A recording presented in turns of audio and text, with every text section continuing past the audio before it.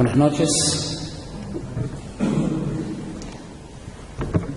Qué bueno reconocer el poder de la sangre de Jesucristo. Qué bueno es haberlo experimentado. Realmente es un gozo en nuestro corazón. Y qué bendición es el poder que Él nos da para serle fiel, para seguirle, para amarle. Realmente que la gloria sea para el Señor y Dios Todopoderoso. Quiero hablar en esta noche acerca de las lecciones espirituales que podemos tomar de Segunda de Samuel en los capítulos 11 y 12. Creo que ya todos conocen la historia de David y Betsabé, y esto es una lección clara acerca de las destructivas consecuencias del pecado en el ser humano, las nefastas consecuencias del pecado en el ser humano.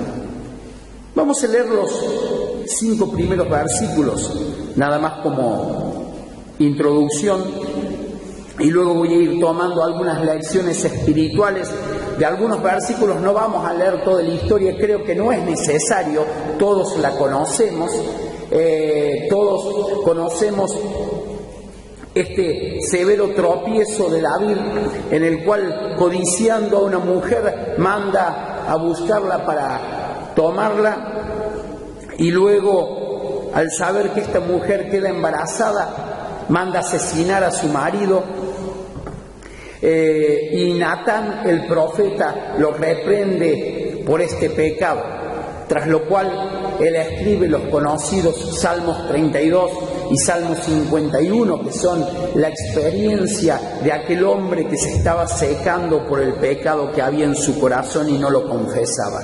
Dice: aconteció al año siguiente, antes de esta historia, David había enviado a atacar a los amonitas por la actitud que ellos habían tenido de humillar a sus siervos cuando David había mandado a dar las condolencias por la muerte del rey amonita. Y siguiendo el nuevo rey los consejos de jóvenes insolentes que le decían que David en realidad lo que había hecho es enviar a espiar la tierra, humillan a estos hombres rasgándole sus ropas y cortándole la mitad de la barba. Entonces David ataca esta ciudad hasta destruirla. Dice: aconteció al año siguiente, en el tiempo que salen los reyes a la guerra, que David envió a Joab y con él a sus siervos y a todo Israel, y destruyeron a los amonitas y sitiaron a Rabá. Pero David se quedó en Jerusalén. Y sucedió un día, al caer la tarde, que se levantó David de su lecho y se paseaba sobre el terrado de la casa real, y vio desde el terrado a una mujer que se estaba bañando, la cual era muy hermosa. Envió David a preguntar por aquella mujer, y le dijeron: aquella es Betsabé, hija de Eliam, mujer de Urías Eteo. Y envió David mensajeros, y la tomó, y vino a él, y él durmió con ella. Luego ella se purificó de su inmundicia y se volvió a su casa, y concibió la mujer, y envió a hacerlo saber a David, diciendo: estoy encinta. Este Urías, el hitita, es uno de los hombres que se encuentra en la lista de los valientes de David, en Primera de Crónicas, capítulo 11, versículos 10 al 47, y en Segunda de Samuel, capítulo 23, versículos 8 al 39. A este hombre, cuando David se entera que esta mujer estaba encinta, lo manda a llamar y lo agasaja con toda clase de regalos y le dice: anda a tu casa y dormí con tu mujer, descansa. Pero realmente era un hombre fiel, un buen soldado de Israel. Como no lo hizo, sino que se quedó velando con la guardia real, David, al enterarse de esto, lo manda a llamar y le dice: ¿por qué no has bajado a tu casa? Y dice: el arca está en tiendas, y Joab y el ejército de Israel está en medio del campo, y yo voy a ir a mi casa y estar con mi mujer? Lo que tramaba David era, lo que planeaba es que él estuviera y de esa forma tramar el engaño de que ese bebé que se estaba gestando era de su esposo, pero no le salió bien. Entonces, no conforme con esto, al ver que Urías seguía fiel a su señor, le manda a Joab una carta por medio del mismo Urías, pidiéndole que lo ponga en lo más recio de la batalla para que muera.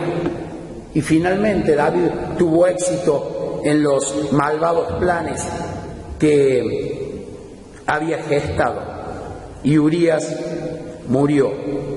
Y él pensó que todo quedaría allí. Ahora, yo quiero que veamos una imagen. ¿Qué vemos en esa imagen? ¿Qué es lo que vemos? ¿Qué es lo que hay allí? ¿Qué es esa imagen? ¿Qué es lo que es? Es una ciudad. ¿En qué estado se encuentra en esa ciudad? Abandonada. Es una ciudad desolada. Lo único que hay con vida en esa ciudad son esas aves que se ven en el cielo y esos buitres que se ven entre los edificios. Yo veo esa ciudad, la verdad me hace acordar a la Babilonia del capítulo 18 de Apocalipsis, de la cual Dios dice: ha caído Babilonia y se ha convertido en guarida de demonios y en guarida de toda ave inmunda y aborrecible. Ahora esa ciudad, lo único vivo que contiene son aves, las cuales en la Biblia siempre son una figura de Satanás. Ahora, cuando yo veo esa ciudad, se refleja muchas veces un cuadro de lo que son la vida de muchas personas o muchas familias que en un tiempo quizá emanaban vida, destilaban alegría y vida, pero han dejado que en su corazón, como sucedió con David, se anidara el pecado o el deseo por el pecado hasta que lograron consumarlo, y hoy no son más que eso que se ve en ese lugar: ruinas y destrucción y desolación. Nada vivo, solamente guarida de aves de rapiña, guarida de demonios. Es lo único que queda en la vida de alguien que se ha entregado al pecado. Ahora, ¿qué es lo que lleva a alguien que emanaba vida a semejante estado de desolación y de calamidad? Yo quiero que veamos, basados en esta historia de David y Betsabé, las nefastas consecuencias del pecado. Y quiero que veamos justamente, avanzamos una diapositiva, lo que son las características del que peca deliberadamente. ¿Cuáles son las características de la persona que se entrega al pecado? Que ya descaradamente peca sin que esto le moleste. En primer lugar, la primera característica que yo veo es que la persona que se entrega al pecado humaniza sus palabras y tiene en poco lo malo. Porque si vemos en el capítulo 11, versículo 25, cuando vienen con el informe a David que muchos de sus siervos habían muerto en el frente de batalla por el ataque de los flecheros que dispararon desde la ciudad de Rabá, ¿qué dice David al mensajero? Fíjense, versículo 25 del capítulo 11. David dijo al mensajero: así dirás a Jehová, no tengas pesar por esto, porque la espada consume, ora a uno, ora a otro. Refuerza tu ataque contra la ciudad hasta que la rindas y tú aliéntate. El David que temía a Dios no hubiera dicho estas palabras. El David que temía a Dios, no hubiera dicho tú aliéntate. Hubiera dicho Jehová está con nosotros. El David que temía a Dios hubiera consultado al Señor a ver si entregaría a los amonitas en sus manos antes de ir a atacarlos. El David que temía a Dios no hubiera planeado él mismo sus estrategias, sino que hubiera pedido la guía del Señor. Así sucede con la persona que pierde el temor a Dios. Comienza a humanizar sus palabras. Ya no está el temor de Dios en su boca. Ya no está el animar a un hermano diciéndole que el Señor le bendiga, que estaría orando por él, que estaría clamando al Señor alentándole. Uno cuando habla con esos creyentes que se están apartando y entregando al pecado, ya empieza a escuchar el mismo vocabulario del mundo, deseándole suerte, más bien que deseándole bendición de parte de Dios. Comienza a humanizarse, a centrarse en sí mismo, en las capacidades humanas y no en lo que Dios puede hacer. Y luego cuando algo anda mal o está mal, y bueno, no es tanto problema. Después de todo, y el mundo está así. Le vienen a David con un informe de que murió uno de sus valientes y muchos de sus siervos. ¿Y qué dice David? Bueno, no hay que hacerse problema por esto. O sea, el mundo está mal, podría decir un cristiano. Y cuando alguien cae en pecado o tropieza, bueno, le pasa a todo el mundo, no es tanto problema. El pecado es un problema serio, es un problema serio. Es para realmente alarmarse y no tomarlo en poco. Realmente es tener pesar por el pecado y por la muerte, no como dijo David. Pero bueno, cuando uno se entrega al pecado, ya lo malo no es tan malo y ya la palabra de Dios no es tan importante como las propias palabras del ser humano. ¿Cuál es otra de las características del que peca deliberadamente? Lo vemos en la siguiente diapositiva y se nos expresa en el versículo 27. Es desagradable a los ojos de Dios. El pecado es aborrecible a los ojos de Dios, pero la persona que peca es desagradable a los ojos de Dios. Dios no mira con agrado a la persona que peca deliberadamente. Porque dice aquí en el versículo 27 que pasado el luto, envió David y la trajo a su casa. Y fue ella su mujer y le dio a luz un hijo. Está el versículo en la diapositiva que sigue. Mas esto que David había hecho fue desagradable a los ojos de Jehová. Así es la conducta del que peca deliberadamente. Esa es la característica del pecador. ¿Quieren realmente agradar a los ojos de Dios? Bueno, si no hacemos lo que para Dios, si hacemos lo que para Dios es malo, vamos a desagradar a Dios. La persona que peca deliberadamente, la persona que se complace en el pecado, desagrada a Dios. Dios no puede nunca mirar con agrado esta clase de personas. Y luego viene la otra consecuencia acerca del pecado, o la otra característica del que peca deliberadamente. Está en la diapositiva que sigue.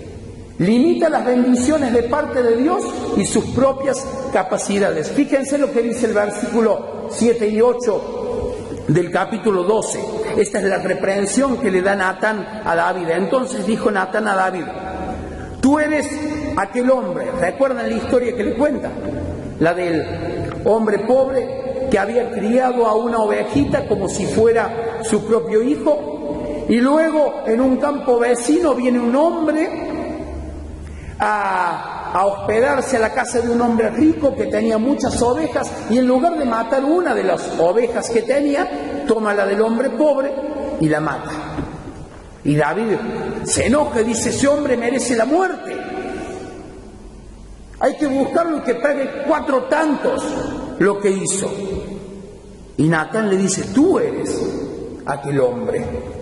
Así ha dicho Jehová, Dios de Israel: yo te ungí por rey sobre Israel y te libré de la mano de Saúl y te di la casa de tu señor y las mujeres de tu señor en tu seno. Además, te di la casa de Israel y de Judá. Y si esto fuera poco, te habría añadido mucho más. Pero ¿qué limitó la bendición de David? ¿Por qué Dios no pudo añadir más a David? ¿Qué limitó esa bendición? El pecado. Y así están las vidas de muchas personas, limitadas por el pecado. Y uno los puede ver y dice: pero esta persona da para mucho más. Sí, pero está el pecado que lo está limitando. Obvio que da para mucho más. Si el Señor nos escogió, no para dejarnos como estábamos, sino para transformarnos a la imagen de Jesucristo. Ahora, ¿qué impide que seamos cada día más parecidos a Cristo? Miren que lo que Dios busca para nosotros es un estándar altísimo, ser como Cristo. ¿Qué impide que yo sea como Cristo? El pecado. El pecado que está en mi corazón y no deja que Dios me dé lo que Él me quiere dar. Simplemente me conformo con lo poco que soy. Y quiero seguir siendo en todo caso como ese que estaba en el mundo, pero no como Cristo que está sentado a la diestra del Padre. ¿Cuánto más podría hacer Dios con nosotros si no fuera porque el pecado está estorbando esa obra del Señor, para que lo glorifique y para que seamos como Él? Y obviamente nuestras capacidades dadas por el poder del Espíritu Santo en forma de dones quedan limitadas, porque los dones tienen que ejercerse en el poder del Espíritu cuando estamos llenos del Espíritu Santo. Pero ¿qué don vamos a ejercer? Por más que estos sean irrevocables, de la misma forma que lo son el llamamiento, ¿qué dones vamos a ejercer si nuestra vida está manchada de pecado? ¿Cómo lo vamos a hacer? El pecado limita, el pecado no nos permite avanzar. Miren la otra característica de la persona que peca deliberadamente, es que tiene en poco la palabra de Dios. Y eso lo dice el versículo 9 del capítulo 12, donde está la reprensión de Natán a David. Tenemos el versículo allí. Dice, le pregunta Natán a David: ¿por qué pues tuviste en poco la palabra de Jehová, haciendo lo malo delante de sus ojos? A Urías Heteo heriste a espada y tomaste por mujer a su mujer, y a él lo mataste con la espada de los hijos de Amón. La palabra hebrea que se traduce como tener en poco está en la siguiente diapositiva. Es la palabra hebrea basá, que significa menospreciar, despreciar, tener en poca estima, desestimar, desdeñar, valorar poco. Ahora, esa es la actitud de la persona que peca deliberadamente. Le importa más el pecado que la palabra de Dios. No le importa la palabra de Dios. Porque obviamente que si la tomara en serio, si realmente entendiera que la palabra de Dios es la verdad y es importante, no pecaría. Porque ¿cuántas advertencias hay en cuanto al pecado en la palabra de Dios, en cuanto a la maldad? ¿Cuántas advertencias hay? Miren, esto más o menos es como, ¿vieron cuando alguien se encuentra en una situación de mora regular con alguna deuda, ya sea con tarjeta de crédito, ya sea con teléfono, cualquier tipo de estas deudas, algún préstamo en el banco. Entonces, uno recibe una notificación en su casa, por medio de correo, que nos dice que estamos en situación de deuda y que nos acerquemos para pagar. Pero nos dice algo al último, siempre hay una nota que dice que si usted ya abonó la deuda por la que se notifique, por favor desestime este mensaje. Téngalo en nada, como que no sirve. Claro, en ese caso el que desestima ese mensaje, esa advertencia, esa amonestación, es la persona que logró regularizar su deuda. ¿Y cuántas veces nos pasa con la palabra de Dios? Que nos amonesta, nos advierte acerca de una situación y nosotros la desestimamos, la tenemos en poco. ¿Por qué? Porque creemos que estamos al día con Dios, que esa parte de nuestra vida ya está solucionada, ya está regularizada. El apóstol Pablo decía que deudor era. Él era deudor. Ahora, ¿no estamos en deuda con Dios? Cristo pagó por nuestros pecados, porque nosotros no lo podíamos hacer. Ahora, ¿cuál es nuestra responsabilidad como cristianos? Qué lamentable cuando alguien termina desestimando el mensaje de Dios, teniéndolo en poco, menospreciándolo, despreciándolo. El que peca lo desprecia directamente, no le importa. El que menosprecia la palabra de Dios siempre lo terminará lamentando. Va a llegar algún momento de la vida en que el menospreciador negligente de la palabra de Dios va a transformar su falso placer en un lamento real. Le va a suceder lo que... Miren, busquemos Proverbios capítulo 5 y leamos los versículos 7 al 14. Le va a suceder esto. Aquí habla de un hecho muy puntual, que es el mismo que le sucedió a David al caer en pecado de adulterio. Pero miren, pecado es todo lo que transgrede la ley de Dios, lo que va contra la palabra de Dios. La falta de amor es pecado, la falta de oración es pecado. Porque cuando Dios dice orar sin cesar y no lo hago, es pecado. Cuando Dios dice que ame a mi enemigo y si no lo hago, es pecado. Miren, todo lo que va en contra de la ley de Dios es pecado, y si yo peco, menosprecio la ley de Dios. Ahora, fíjense el fin de aquel que aborrece la ley de Dios, que menosprecia la amonestación de Dios. Proverbios capítulo 5, versículos 7 al 14 dice: ahora pues, hijitos, oídme, y no os apartéis de las razones de mi boca. Aleja de ella, hablando en este caso de la mujer extraña y adúltera. Dice: aleja de ella tu camino, y no te acerques a la puerta de tu casa, para que no des a los extraños tu honor y tus años al cruel, no sea que extraños se sacen de tu fuerza y tus trabajos estén en casa del extraño. Y gimas al final, fíjense lo que dice, gimas al final, cuando se consuma tu carne y tu cuerpo y digas: ¿cómo aborrecí el consejo y mi corazón menospreció la reprensión? No oí la voz de los que me instruían, y a los que me enseñaban no incliné mi oído. Qué lástima que se dé cuenta de esto al último. Si hubiera dado cuenta antes, si hubiera evitado un montón de dolores de cabeza, si hubiera evitado este gemir y si hubiera evitado que su carne se consuma, lo mismo su cuerpo.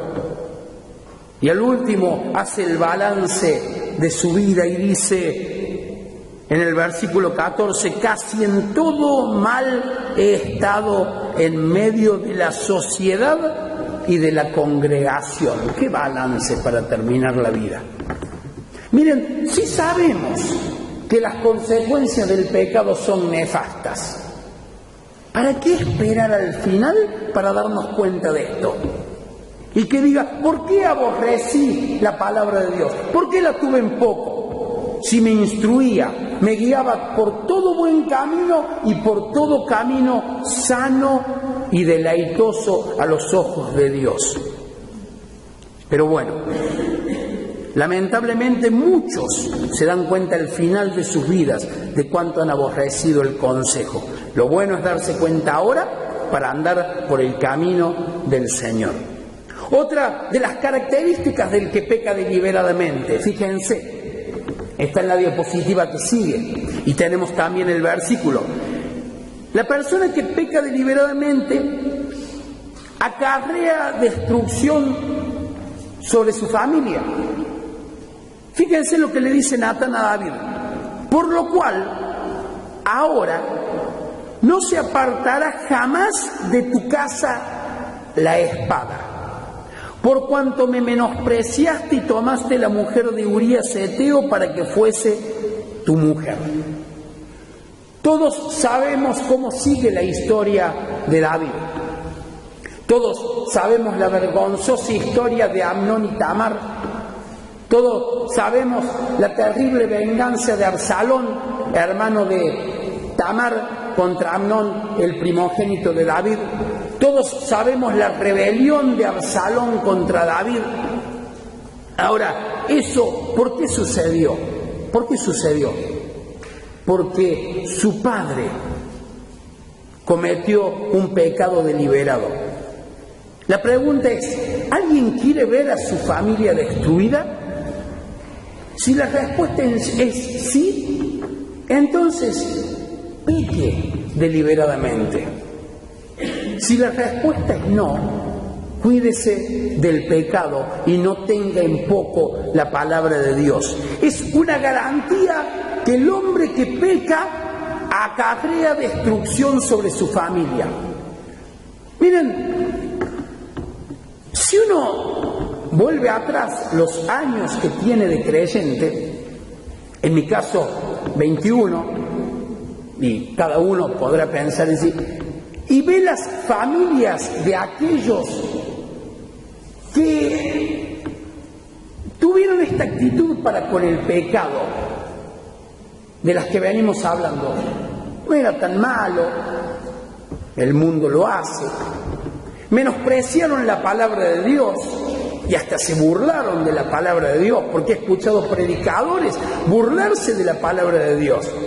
¿Y de qué me importa qué color son los caballos? Y cosas como estas dicen. Y no les importa la escatología, no les importa la profecía. Total está en el futuro, yo vivo el presente. En realidad no les importa nada de lo que dice la palabra de Dios. Ahora, después se ven las consecuencias de ese desinterés por la palabra. Se ven las consecuencias y vemos familias destruidas, hijos que son livianos, claro, si los padres son livianos. O sea, el hijo, después de todo, termina siendo fiel retrato de lo que es su padre. El pecado acarrea destrucción sobre la familia, no sobre su misma vida.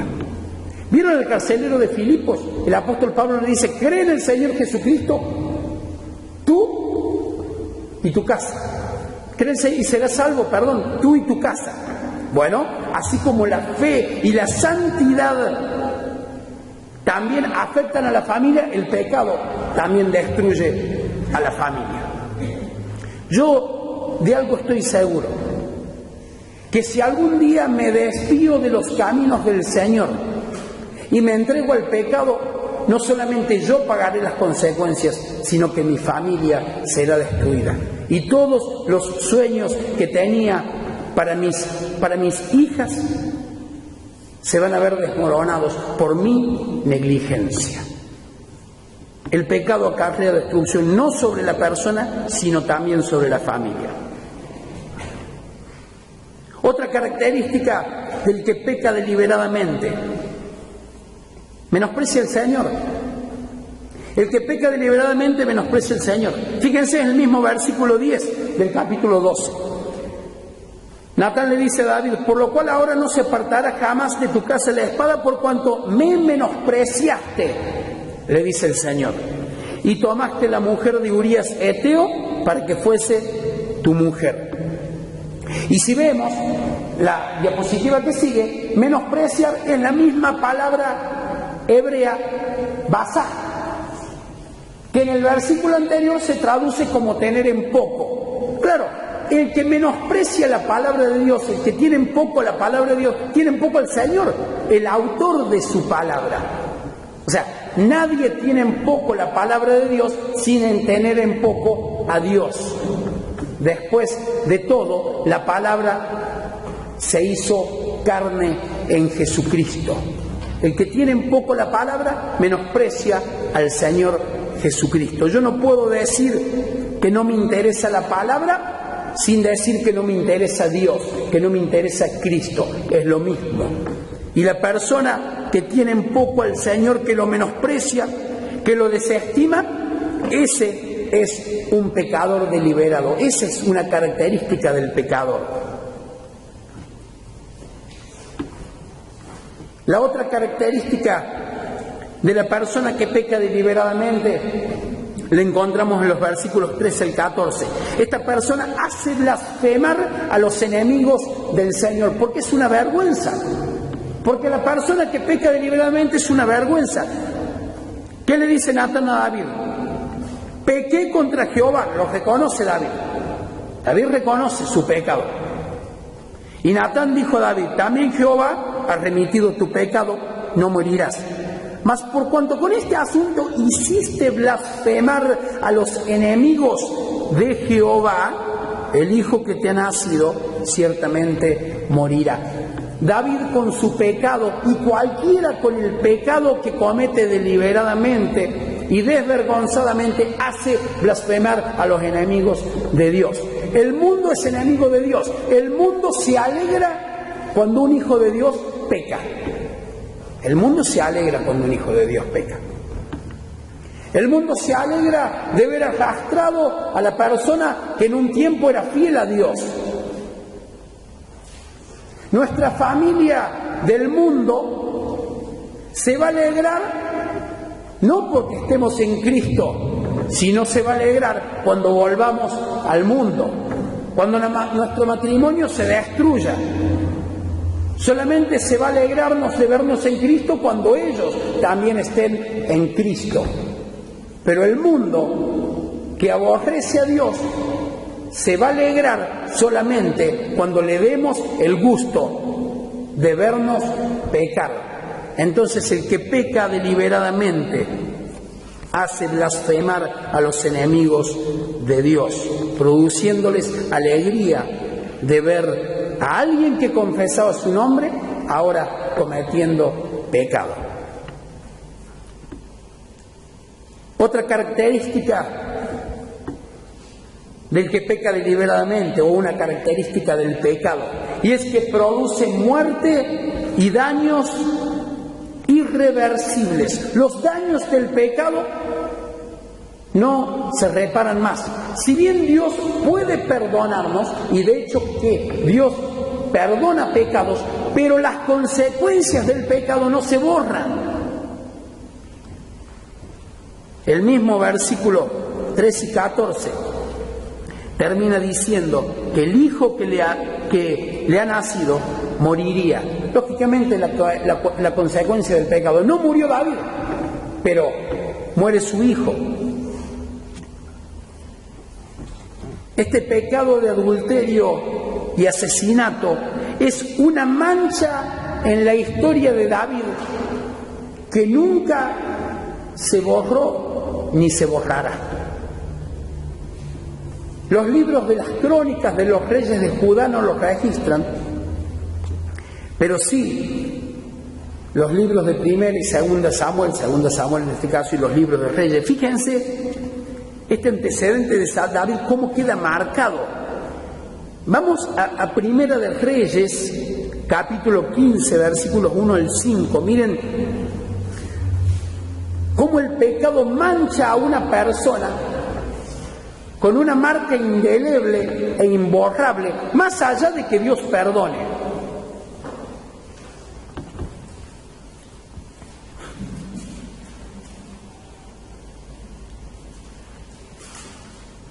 Dice este texto de Primera de Reyes, capítulo 15, versículos 1 al 5, dice: en el año 18 del rey Jeroboam, hijo de Nabat,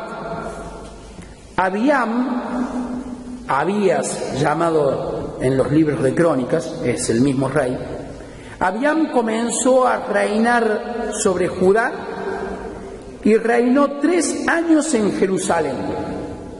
El nombre de su madre fue Maaca, hija de Abisalom, y anduvo en todos los pecados que su padre había cometido antes de él, y no fue su corazón perfecto con Jehová su Dios como el corazón de David, su padre. Mas por amor a David, Jehová su Dios le dio lámpara en Jerusalén, levantando a su hijo después de él y sosteniendo a Jerusalén, por cuanto David había hecho lo recto ante los ojos de Jehová, y de ninguna cosa que le mandase se había apartado en todos los días de su vida, salvo en lo tocante a Urías Eteo. Qué lástima que tenga que estar esto último allí en la vida de David. No podría haber llegado a la coma y quedado allí cortado el texto, en donde se diga de David que ninguna cosa que le mandase se había apartado en todos los días de su vida.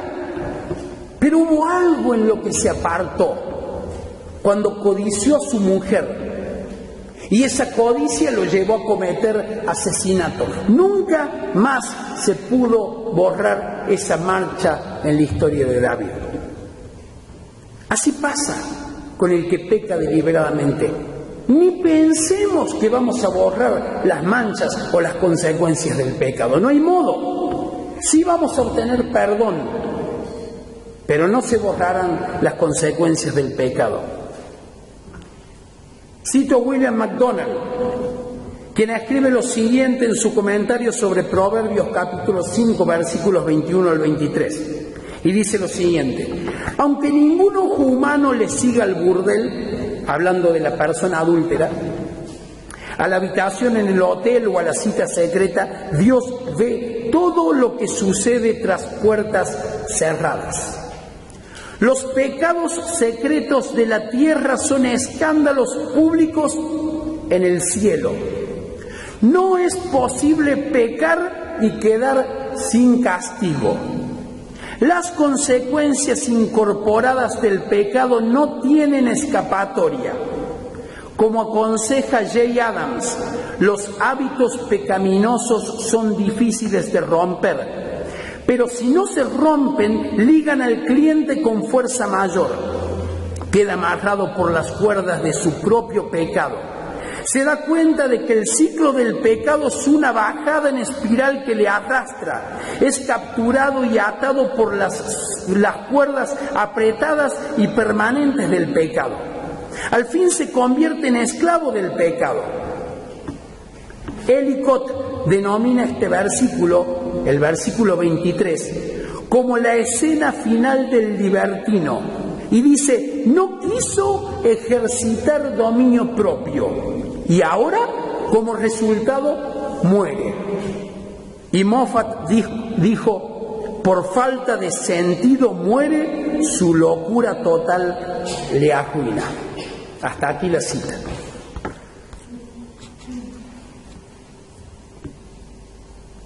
Otra de las características del que peca deliberadamente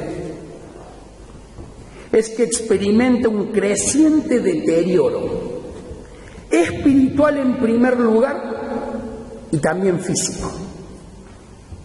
El Salmo 32 es la experiencia de David en su año en que estuvo callado sin confesar el pecado. Y dicen los versículos 3 y 4, mientras callé, se envejecieron mis huesos en mi gemir todo el día. Porque de día y de noche se agravó sobre mí tu mano, se volvió mi verdor en sequedades de verano. Eso es lo que hace el pecado, deteriora y consume y destruye. Y lo que antes era vida, ahora es muerte, como la ciudad de la foto. Uno podría imaginarse un montón de cosas. Una ciudad que antes rebosaba de vida, de gente que salía, entraba, familias, bocinas de los autos, comerciantes, gritos de los niños en las plazas, en los colegios, y todo lo que se ve en la fotografía ahora es muerte. Bueno, ese es el corazón de la persona que se entrega al pecado. Y esa es la experiencia de los cristianos que estaban en la iglesia de Corinto, de los cuales el apóstol Pablo dice: muchos duermen y otros están debilitados y enfermos. Consecuencia del pecado, consecuencia de haber dado lugar al pecado. Y la última de las características del pecador deliberado es que pierde el gozo de la salvación. La salvación trae gozo. Realmente cuando uno canta, cuando cantábamos ese último himno y Fabricio hablaba de la sangre de Cristo, realmente hay gozo en poder cantar de la sangre de Cristo, poder alabar al Señor. Pero ¿qué gozo va a tener la persona que contristó al Espíritu Santo con pecado en su corazón y no lo confiesa? Y se hunde más y más en esa espiral descendiente de la que leíamos recién en la cita de MacDonald. Por eso David dice en el Salmo 51, versículo 12: vuélveme el gozo de mi salvación y espíritu noble me sustente. Él quería volver a recuperar ese gozo de la salvación que había tenido por ese pecado que había cometido deliberadamente. Quiero que veamos algunas de las razones por las cuales se comete pecado deliberado. Vamos a tomar también de esto, y es para que estemos atentos en nuestras vidas para no caer en semejante estado de desolación y de destrucción de nuestras vidas y de nuestras familias. Fíjense, ¿qué le pasó a David? Avanzamos. Primera razón, cuando uno abandona la lucha, el abandono de la lucha.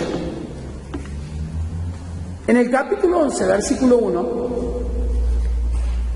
dice que aconteció al año siguiente, en el tiempo que salen los reyes a la guerra, que David envió a Joab. No fue él. Él tendría que haber ido a la guerra, pero envió a Joab.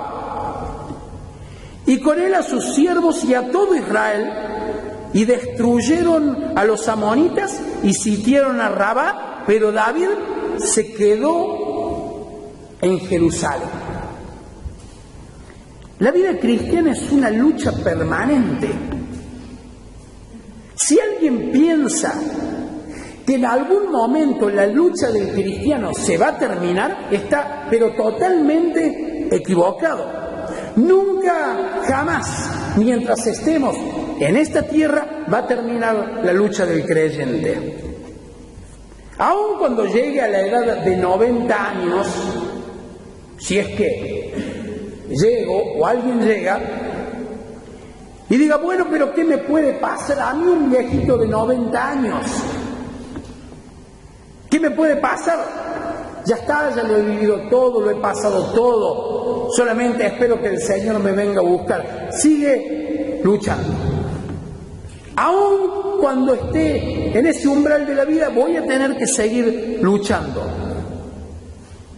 Porque en la vida del cristiano, el orar es una lucha. Tengo que luchar para orar. La autodisciplina es una lucha tremenda. El lograr la santidad es una lucha.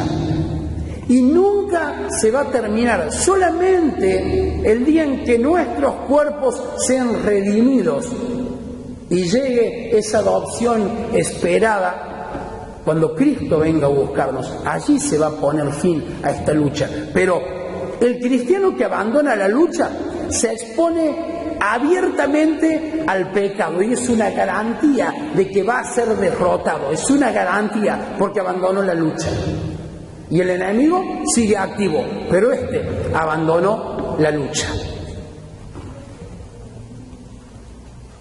La segunda razón por la cual se cae en pecado deliberado es el ocio. Miren, no hay peor cosa que estar ocioso. Yo creo que el ocio es una puerta abierta para que el diablo entre en nuestras vidas y haga desastres. ¿Qué dice de David en el versículo 2, la primera parte? Y sucedió un día al caer la tarde que se levantó David de su lecho, estaba durmiendo, y se paseaba sobre el tesoro sobre el terrado de la casa real. Estaba ocioso. El estar al vicio es gravísimo. Para colmo, hoy hay promotores del ocio encima. Uno mira, la mayoría de la gente está con los celulares totalmente expuestos a toda la basura que hay en internet, permanentemente navegando con sus celulares, producto de que está ocioso. Porque a mí se me ocurre que si está haciendo eso, que no vale nada, es porque no tiene otra cosa mejor que hacer. Si yo tengo que trabajar, no puedo estar distraído con un celular o al frente de mi computadora. Si yo tengo que estudiar, caso de un adolescente o caso de un adulto que está haciendo alguna carrera, entonces no tengo que estar haciendo otra cosa. O sea, la recreación es buena, pero lo que no es bueno es el ocio. Y hay buenas formas de recreación. Hay buenas formas de recreación. Salidas en familia, cambio de actividades, no el ocio. Y si alguien se detiene para no hacer nada, que realmente sea para meditar. El detenerme a no hacer nada, no tendría que ser el no hacer nada, sino el detenerme un momento al día para meditar. A ver qué he hecho este día. Y ese es una buena parte recreativa de nuestro día. Tomar la costumbre de detenerse, descansar, estar en silencio, pero para meditar, no para que nuestra mente vuele y esté pensando toda clase de basura, o esté procesando toda la basura que he ingerido durante el día porque no tenía otra cosa mejor que hacer. El ocio es malísimo. La Nueva Versión Internacional dice que la época en la que a David le sucede esto era la primavera. Dice Primera de Crónicas, capítulo 20, versículo 1, de la Nueva Versión Internacional, dice: en la primavera, que era la época en que los reyes salían de campaña, Joab sacó el grueso del ejército y devastó el país de los amonitas, llegó hasta Rabá, la atacó y la destruyó, pero David se quedó en Jerusalén. Y algo similar sucede, que parece que viene la primavera y el verano y los cristianos medio que se toman vacaciones hasta para la vida cristiana, cuando la vida cristiana jamás se debe abandonar, porque es una lucha permanente. Invierno, otoño, primavera y verano, es una lucha permanente. No es para estar ociosos mientras se está en guerra. Y la otra razón que llevó a David a pecar es la curiosidad por lo pecaminoso y lo prohibido. Porque cuando estaba ocioso, Dice 2 de Samuel, la segunda parte del versículo 2 del capítulo 11, que vio desde el terrado a una mujer que se estaba bañando, la cual era muy hermosa, y no se quedó con lo que había visto. Todavía dice que envió David a preguntar por aquella mujer y le dijeron: aquella es Betsabé, hija de Eliam, mujer de Urías Eteo, uno de tus valientes, que está en la guerra, que está peleando a tu lado. O sea, esa curiosidad por lo prohibido y por lo pecaminoso. Obviamente que cuando uno abandona la lucha y se dedica al ocio demasiado tiempo, ya empieza a ver cosas que antes, en el fragor de la lucha, no le había prestado atención o no había visto.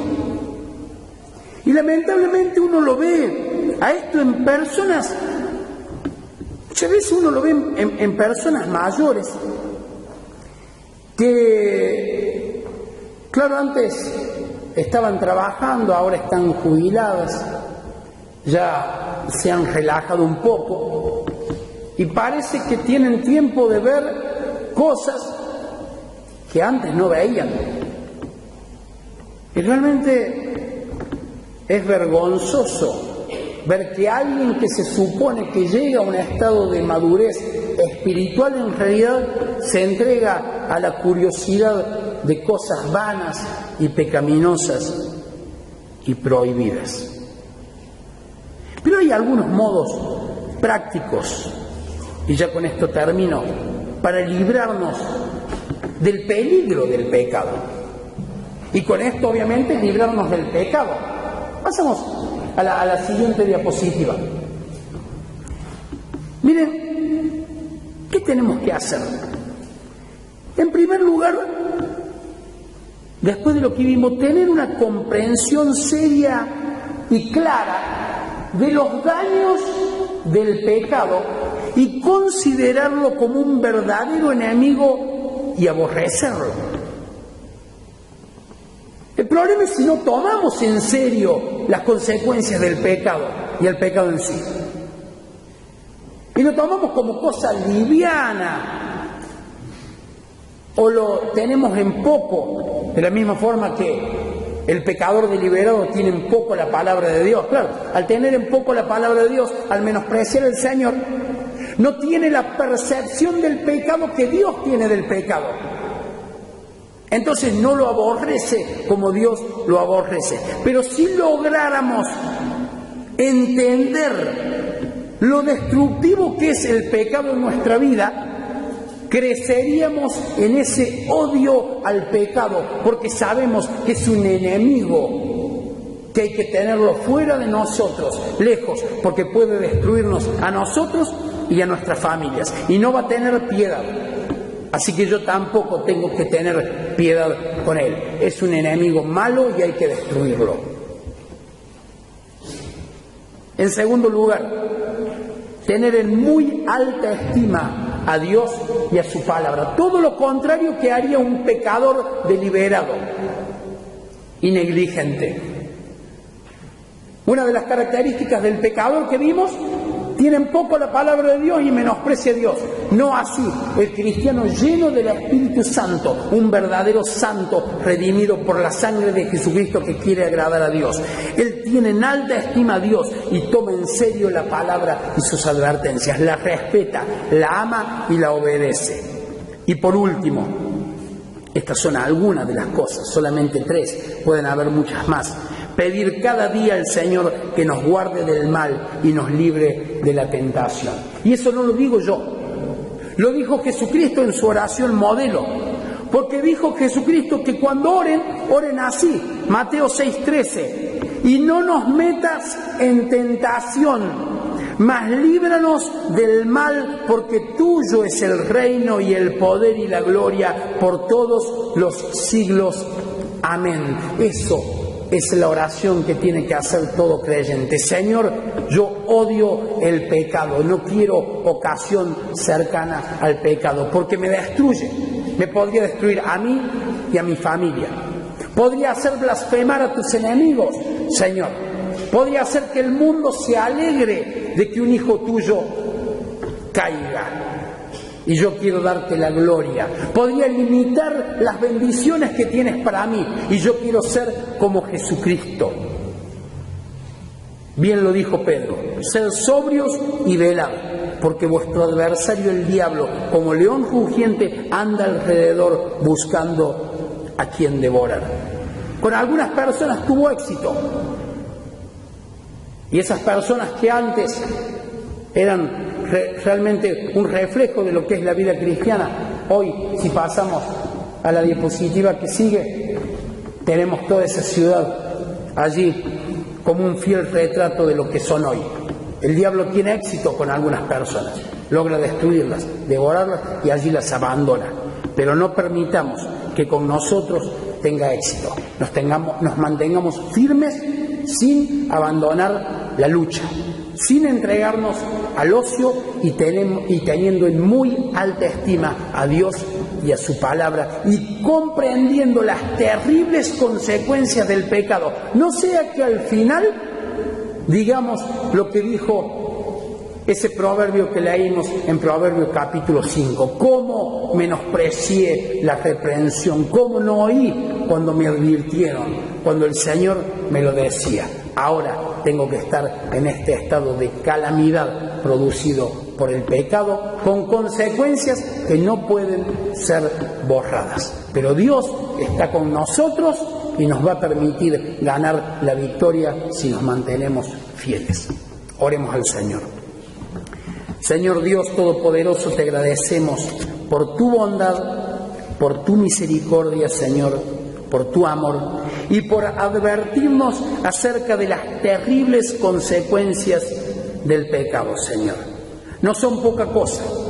Lo aborrecemos, oh Dios, y queremos mantenernos firmes y en la lucha, Señor, siéndote fieles a ti, Señor, reclamando todas las bendiciones espirituales que tú nos has preparado en Cristo antes de la fundación del mundo, Señor, y has preparado buenas obras para que anduviésemos en ellas. Queremos andar y no perdernos de nada. Queremos glorificarte, renunciar, Señor, a toda vida de placer y de pecado, ejercer el dominio propio y darte a ti la gloria, Señor, porque tú la mereces. Señor, te rogamos que cada día que nos levantemos tú nos libres de la tentación, no nos metas en tentación, Señor, y líbranos del mal, Señor. Andamos en tu poder y en el poder de tu Espíritu Santo. Muchas gracias, Dios, por tu gran amor para con nosotros. En el nombre de Jesucristo. Amén, Señor.